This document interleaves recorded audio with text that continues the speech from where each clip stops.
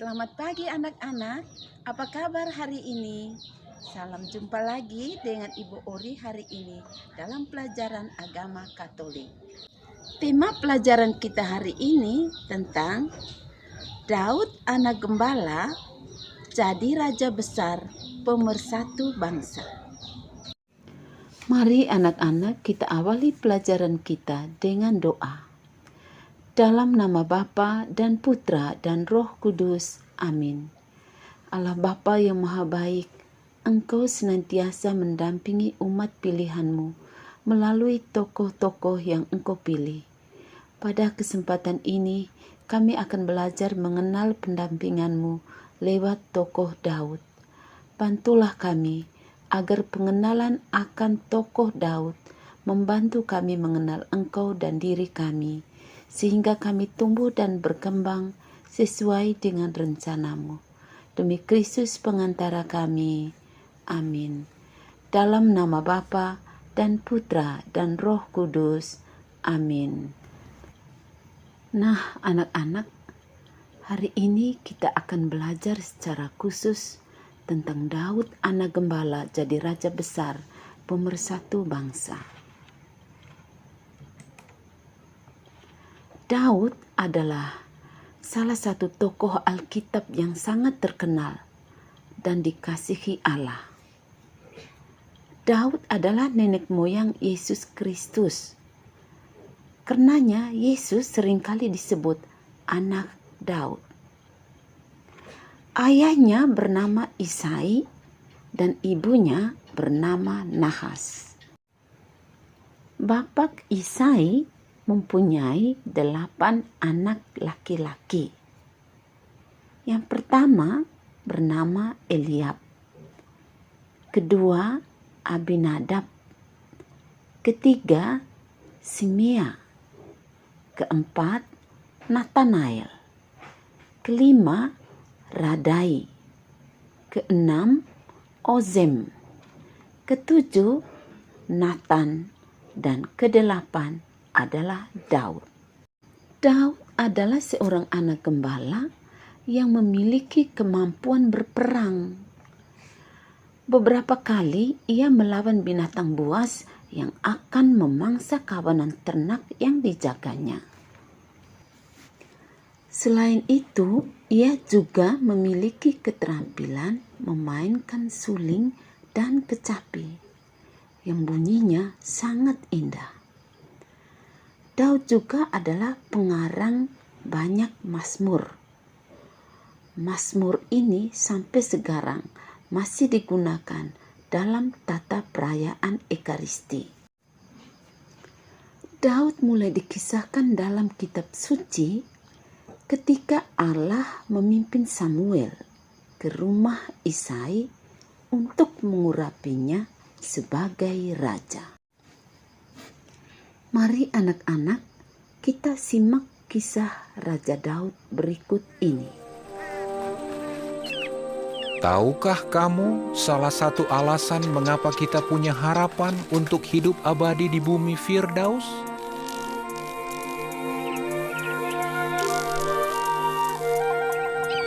Itu adalah berkat seorang anak lelaki yang mengandalkan Allah.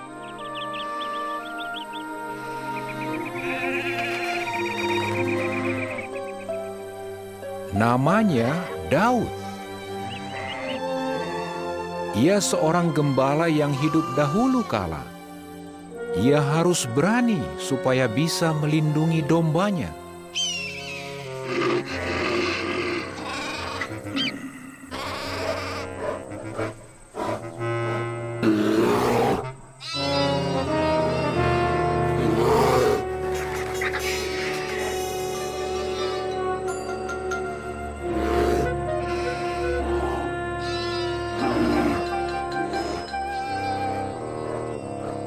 Suatu kali, Daud harus melawan seekor beruang liar.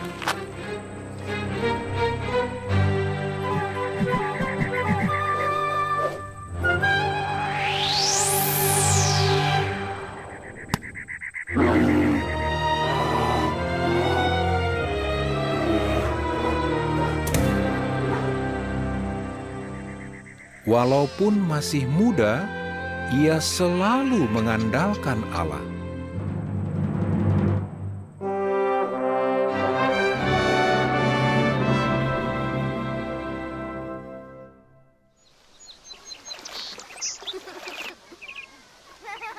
Sekitar 1000 tahun sebelum Masehi, semasa pemerintahan Raja Saul, kehidupan desa sangat sederhana. Tapi Saul tidak menaati Allah dan tidak beriman. Allah Yehua tidak bisa mempercayainya lagi.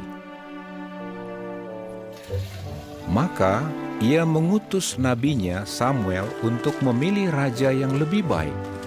Ini tugas berbahaya. Mengapa?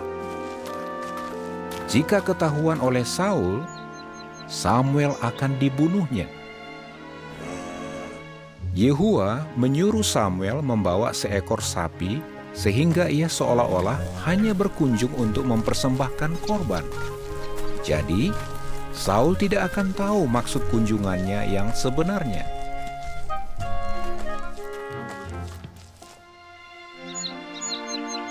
Samuel akhirnya tiba di rumah Isai di Bethlehem.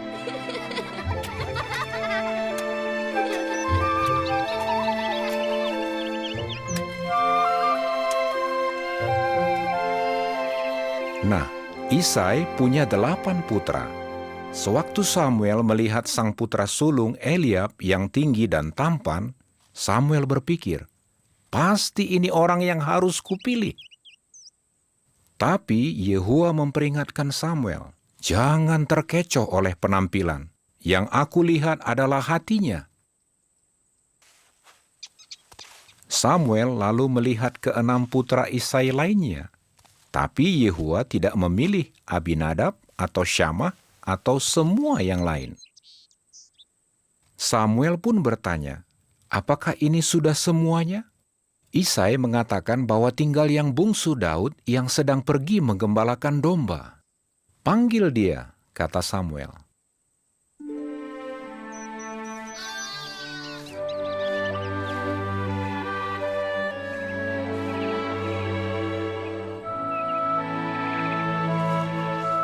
Daud berusia kira-kira 12 tahun. Benarkah Yehua mau memilih dia? Kakak-kakaknya tidak percaya. Sewaktu Daud datang, Samuel melihat seorang pemuda tampan yang indah matanya, tapi ia masih kecil.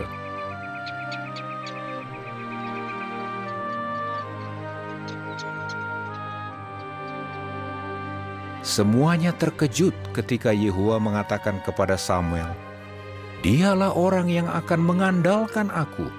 Urapi dia untuk menjadi raja berikutnya."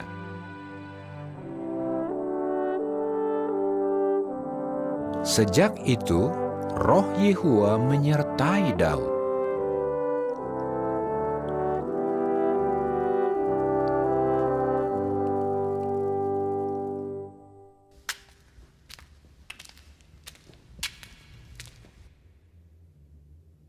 Sementara itu, di istana raja, para hamba sedang mencoba menyenangkan hati Raja Saul yang mudah marah.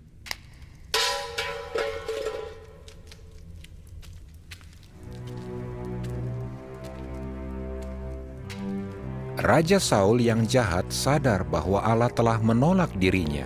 Akibatnya, Saul jadi mudah marah dan membuat orang ketakutan. Para hambanya menemuinya dengan rasa ngeri. Apa yang harus dilakukan supaya Saul tenang? Ia perlu sesuatu yang bisa menenteramkan hatinya. Seorang pejabat istana menyarankan musik harpa yang menenangkan. Seorang pemain harpa yang mahir dipanggil. Siapa dia? Tak lain ialah Daud.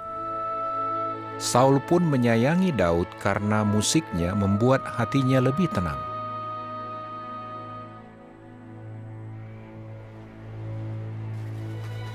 Belakangan, Saul berperang melawan orang Filistin, musuh bebuyutan Israel yang membenci Allah Yehua. Pasukan Israel berkemah di lembah Elah. Mereka membentuk barisan tempur di sebuah lereng gunung, sedangkan orang Filistin dengan pongah menunggu di seberang mereka. Orang Filistin mengutus kesatria jagoan mereka untuk menantang atau mengolok-olok Israel. Dia raksasa yang menakutkan, tingginya sekitar 3 meter. Namanya Goliat. Selama 40 hari, pagi dan sore, Goliat berteriak, "Aku menantang barisan tempur Israel. Beri aku seorang pria, dan ayo kita bertarung." Saul dan prajuritnya ketakutan. Tidak ada yang mau menghadapi Goliat. Daud membawakan makanan untuk kakak-kakaknya di medan tempur. Ia terperangah karena tidak ada yang mau menghadapi raksasa jahat yang menghina Allah itu. Apa yang bisa dilakukan Daud yang masih muda? Dengan berani ia mengajukan diri untuk melawan Goliat. Saul mendengar hal itu dan memanggilnya. Karena mengandalkan Allah, Daud berkata, "Jangan takut. Aku akan bertarung dengan orang Filistin itu." Saul berseru, "Kamu terlalu muda untuk melawan prajurit kawakan itu." Daud berkata, "Allah telah melindungiku sejak dulu. Sekarang pun Ia akan menyelamatkanku dari orang Filistin ini.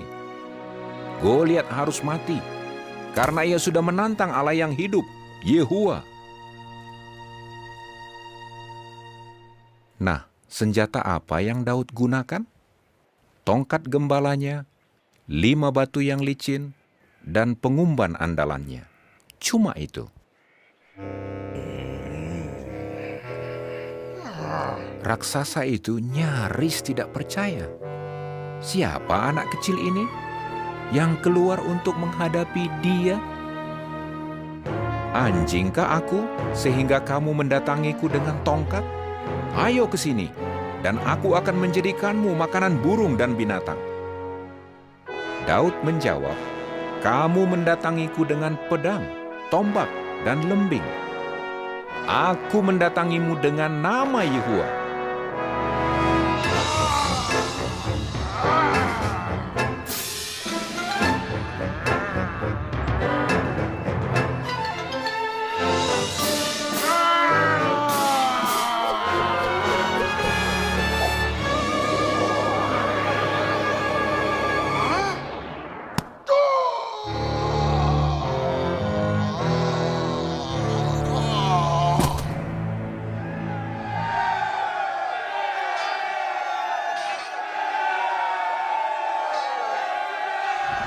Orang Filistin panik dan lari. Allah Israel telah menang telak dengan tangan seorang anak gembala biasa.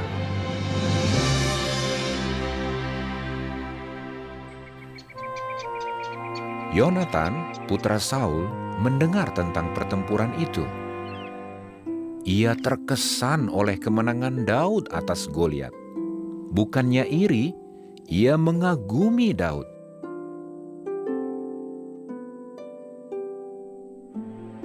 Mereka menjadi sahabat karib. Yonatan berjanji untuk mendukung Daud hingga akhir hayatnya.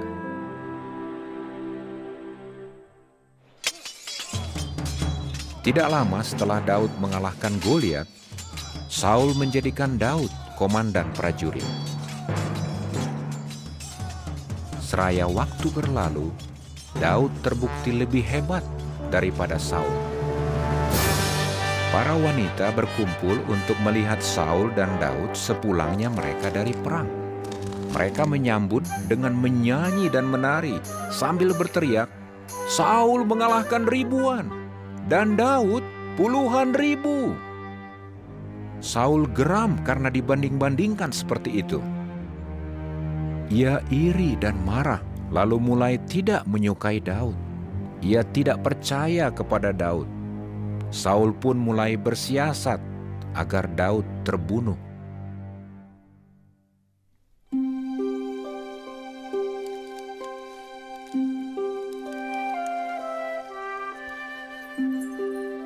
Saul punya putri yang cantik bernama Mikal.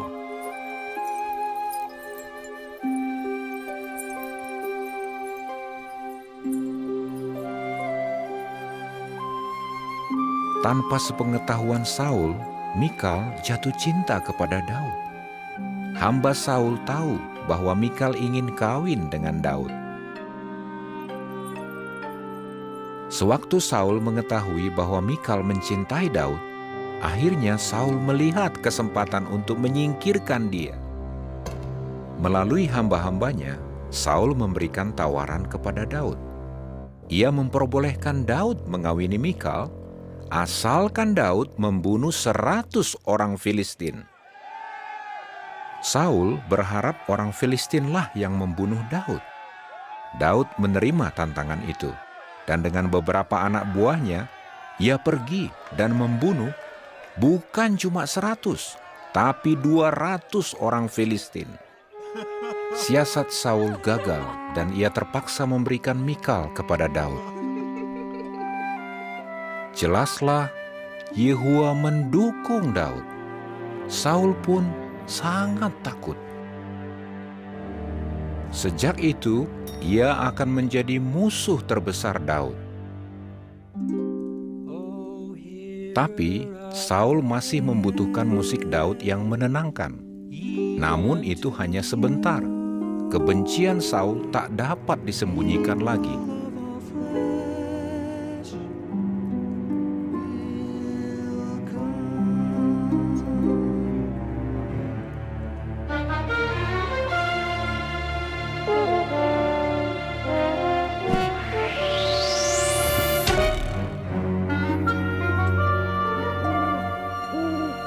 Daud lari ke rumahnya.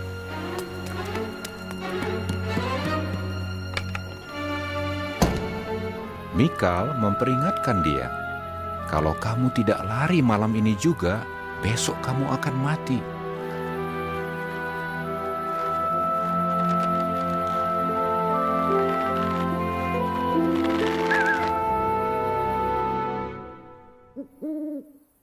Daud dan beberapa anak buahnya pergi ke padang belantara untuk bersembunyi.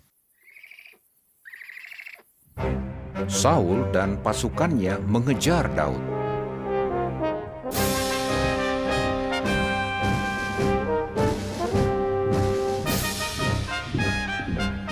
Daud terpaksa lari semakin jauh ke padang belantara. Bahaya apa saja yang menantinya di sana?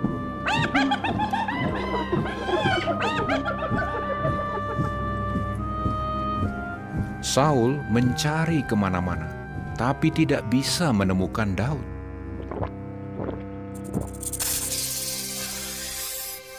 Namun tekadnya sudah bulat untuk membunuh Daud.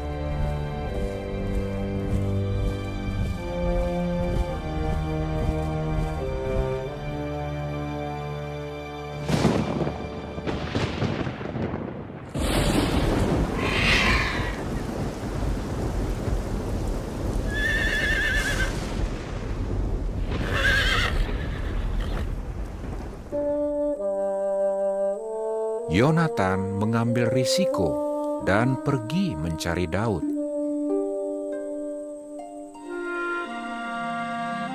Ia ingin membesarkan hatinya.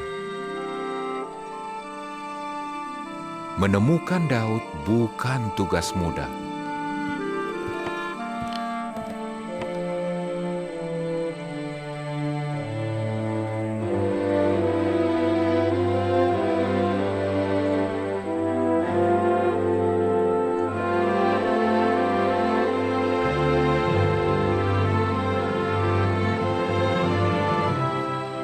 Yonatan meyakinkan Daud, "Jangan takut, ayahku tidak akan menemukanmu.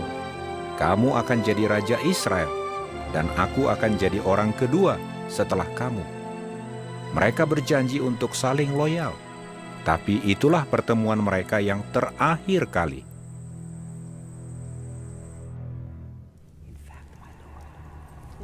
Akhirnya, Saul mengetahui tempat persembunyian Daud.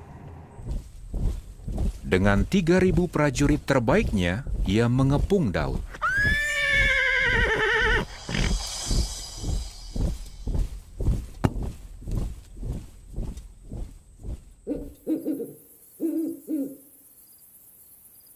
Tapi mata-mata Daud memberitahukan di mana Saul berkemah. Maka Daud diam-diam mendatanginya pada waktu malam bersama kemenakannya yang berani, Abishai.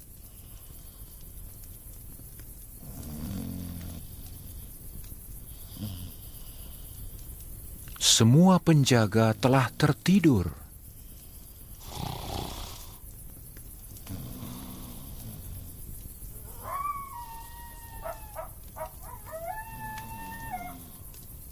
Daud mendapati Saul sedang tidur nyenyak di tengah-tengah perkemahan. Abishai yang ingin sekali membunuh Saul berbisik kepada Daud, "Biarlah kiranya aku menancapkan dia ke tanah dengan tombak. 1 kali saja sudah cukup." Daud berkata, "Jangan, mustahil bagiku untuk melukai raja yang diurapi Yehuwa. Kita ambil saja tombak dan kendi airnya, lalu pergi dari sini."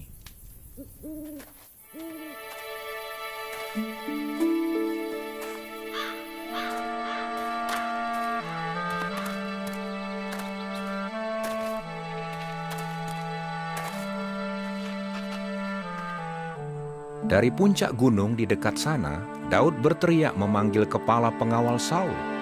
"Mengapa kamu tidak menjaga tuanmu raja? Bisa saja ada yang membunuh dia. Lihat, aku telah mengambil tombak dan kendi air raja." Lalu ia berkata kepada Saul, "Aku bisa saja membunuhmu, tapi tidak. Aku percaya bahwa Yehuwa akan merespek kehidupanku dan melindungiku dari semua musuhku." Saul menjawab, "Diberkatilah kamu, Daud. Kamu pasti akan menjadi pemenang." Lalu Daud pergi dan Saul pulang.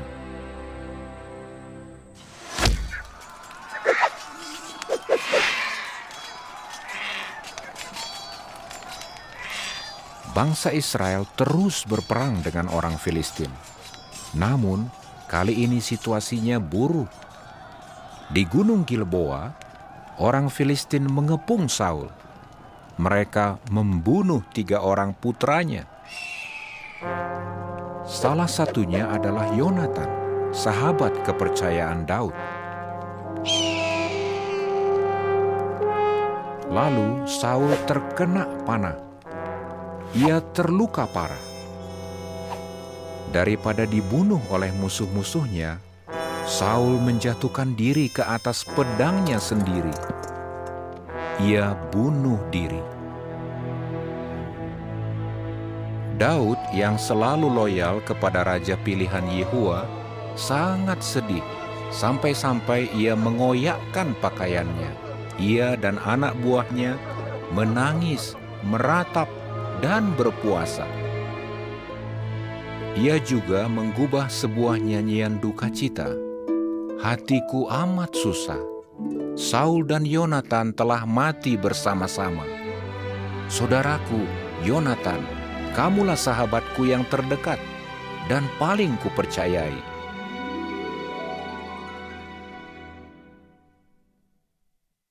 Beberapa tahun kemudian, janji Allah menjadi kenyataan ketika Daud yang mengandalkan Yehuwa dimahkotai sebagai Raja Israel. Daud belakangan membangun istananya di Yerusalem yang kemudian disebut Kota Daud. Ia begitu mengasihi ibadat kepada Yehuwa sehingga ia menyuruh agar tabut perjanjian dibawa ke Yerusalem. Tabut itu adalah peti suci berlapis emas yang digunakan dalam ibadat kepada Yehuwa. Nah, anak-anak, Daud adalah seorang pemimpin militer yang hebat. Daud menang karena ia menaruh percaya kepada Allah yang memberi kemenangan, bukan mengandalkan kekuatannya sendiri. Nah, anak-anak, berikut ini karakter Daud yang patut dan pantas kita contoh. Daud adalah seorang pemaaf dan menghormati orang yang diurapi Allah. Daud itu orangnya rendah hati. Daud menyukai musik dan seni yang indah. Daud itu seorang pemberani. Daud seorang yang murah hati. Dan Daud mau bertobat setelah ia berbuat dosa. Nah, anak-anak, Allah itu selalu menyelamatkan umatnya dengan berbagai cara dan melalui siapa saja. Demikian anak-anak pelajaran kita hari ini tentang tokoh Daud. Mari kita akhiri dengan doa. Dalam nama Bapa dan Putra dan Roh Kudus. Amin. Tuhan Allah Bapa kami yang penuh kasih, kami bersyukur kepadamu karena Engkau telah menyertai kami dalam pelajaran ini. Bantulah kami agar mampu meneladani tokoh Daud dalam sikap hidup kami setiap hari. Demi Kristus Tuhan dan pengantara kami. Amin. Dalam nama Bapa dan Putra dan Roh Kudus. Amin. Mari kita teladani tokoh Daud yang kita pelajari hari ini. Sekian pelajaran kita hari ini. Tuhan memberkati.